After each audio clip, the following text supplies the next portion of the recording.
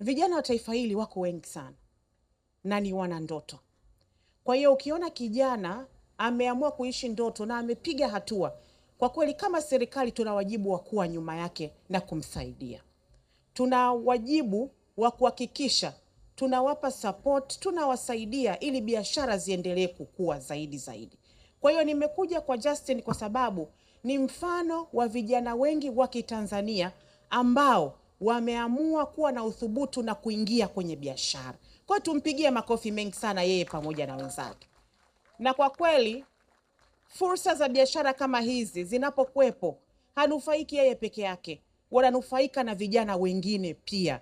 Kwa hiyo mimi naendelea kuwatia shime kubwa sana yeye Justin kama kijana na vijana wengine wote wa Tanzania.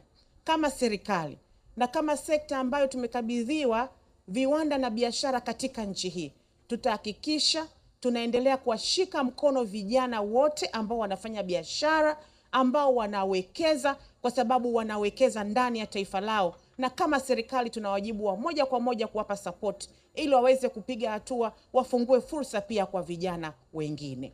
Kwa hiyo Kicks ni mfano, na Kicks ni kinywaji kizuri sana.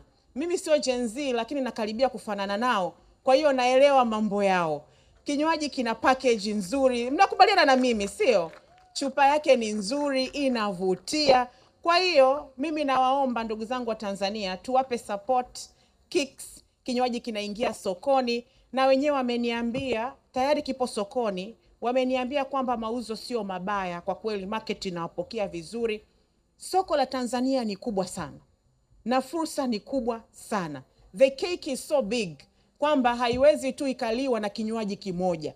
Kwa hiyo pamoja na kwamba wadau kwenye sekta hii ndogo ya vinywaji ni wengi, we support everyone. Yani tunamshika mkono kila mtu anayeingia kwenye sekta hii, kwa sababu kwa kweli the cake is so big.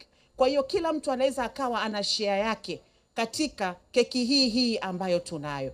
Kwa hiyo kama ambavyo tunaunga mkono wadau wengine katika sekta ndogo hii ya vinywaji, na vile tunawaunga mkono Kicks ambao wanaingia sokoni, sisi tuna imani kinywaji chenu kitafanya vizuri sana, na kwa kweli tutakuwa hapa kuendelea kushauriana ni kwa namna gani tunaendelea kuwasaidia ili biashara hii ya kinywaji hii iendelee kutamalaki sokoni.